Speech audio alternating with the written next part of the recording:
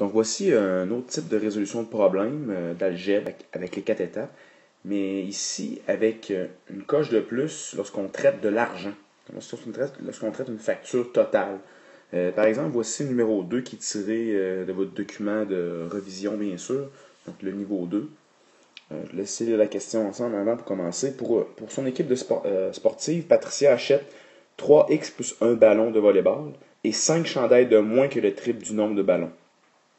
Au total, la facture s'est élevée à 875 $. Combien a-t-elle acheté de chandails et de ballons si chaque ballon se vend 15 $ et que chaque chandail se vend 20 $? Donc ici, voici la partie ici qu'il faut être capable de voir en lisant. On voit que ici, on traite bien sûr les inconnus. OK? Directement. Donc, on parle du nombre de ballons de volleyball puis du nombre de chandails.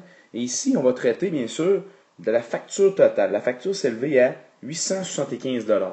Donc ici, on parle du nombre de ballons et du nombre de chandails, puis il faut que ça donne de l'argent à la fin. Fait qu'on ne peut pas faire le nombre de ballons, exemple, le nombre de ballons plus le nombre de chandails qui va être égal à de l'argent. Ça ne fonctionne pas.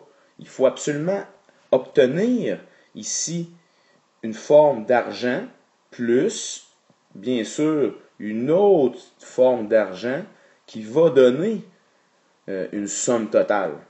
Donc, comment faire pour justement obtenir de l'argent lorsqu'on parle du nombre de ballons? Il faut faire le prix d'un ballon fois le nombre de ballons plus le prix d'un chandail fois le nombre de chandails, ce qui va donner justement le 875 à la fin.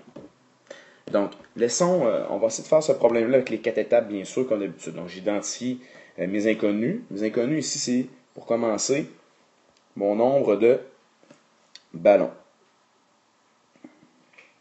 Et mon nombre de chandails. DS, puis il y en a plus qu'un. Comme ça ici. Donc, je commence par identifier les inconnus en lettres et tout ça. Et là, après ça, je m'en vais chercher les expressions algébriques qui représentent les ballons et chandails. C'est intéressant, ici, le nombre de ballons, on nous le donne déjà comme étant 3x plus 1. Ça, c'est le nombre de ballons. Les chandails, on dit qu'il y en a 5 de moins. 5 de moins que le triple du nombre de ballons. Donc, 5 de moins que le triple du nombre de ballons. Le triple du nombre de ballons, c'est 3x plus 1 fois 3.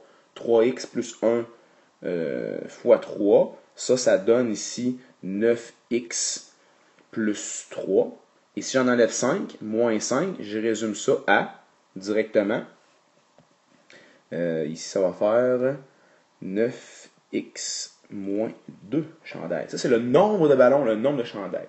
Lorsqu'il vient le temps de bâtir l'équation, en fait, mon équation, je vais la bâtir, et ça va me donner ici, automatiquement, 875 $, et non 875 ballons et chandails. Okay? C'est pour ça qu'ici, il faut absolument multiplier le nombre de ballons par le coût unitaire d'un ballon. Un ballon, ça coûte combien? Ça coûte 15 $. Donc ici, ça va être 15 $ fois le nombre de ballons, 3x plus 1, plus le coût d'un chandail fois le nombre de chandails, qui est 9x moins 2. Toujours utiliser ici là, la forme réduite plutôt que la forme ici très compliquée qu'on vient de tracer. Là. Plus facile d'utiliser dans l'équation. Là, ici, on est en train de bâtir. Ça va donner de l'argent. Ça aussi, ça va donner de l'argent. L'argent plus de l'argent, ça va donner une facture totale. Donc, commençons par distribuer tout ça. 15 fois 3x, ça donne ici 45x plus 15. Ici, en distribuant, bien sûr, à l'intérieur de la parenthèse. Les parenthèses ne sont pas là pour rien. Ici, on va encore distribuer le 20. Ce qui va donner ici plus 180x moins 40. Le tout est égal à 875. Donc ici, pas de problème. On a obtenu de l'argent dans le membre de droite et on a de l'argent dans le membre de gauche. Donc ici, je mets les termes semblables ensemble. 225x moins 25. Quand je mets, bien sûr, les x ensemble, ça fait 225. 15 moins 40, ça fait ici moins 25. Donc ici, je peux commencer par justement faire plus 25 des deux bords pour enlever le moins 25. Divisé par 225, ce qui donne ici x est égal à 4, Donc, x est égal à 4, c'est quoi? Ben, c'est finalement la valeur de x. Ça ne représente vraiment rien dans le problème. Il faut juste essayer d'aller réintégrer ce x-là ici à l'intérieur des inconnus. Et j'obtiendrai ici 3 fois 4, 12 plus 1, ça fait ici 13 ballons. Et 9 fois 4, 36, moins 2, ici 34 chandails. Je peux refaire. Donc ici, je viens de résoudre l'équation, je viens de répondre à la question. J'aurais dû peut-être identifier ces étapes-là également dans ma démarche. Là, je manque un peu d'espace ici. Mais je peux aller revérifier. Est-ce que 13 fois 15 $ par ballon, plus 34 fois 20, ça donne bel et bien 875. Donc, on va vérifier. 13 fois 15, ça donne ici 195 $. 20 fois 34, ça fait 680. Si j'additionne les deux ensemble, plus 195, ça donne bel et bien 875 $. Donc, c'est vérifié.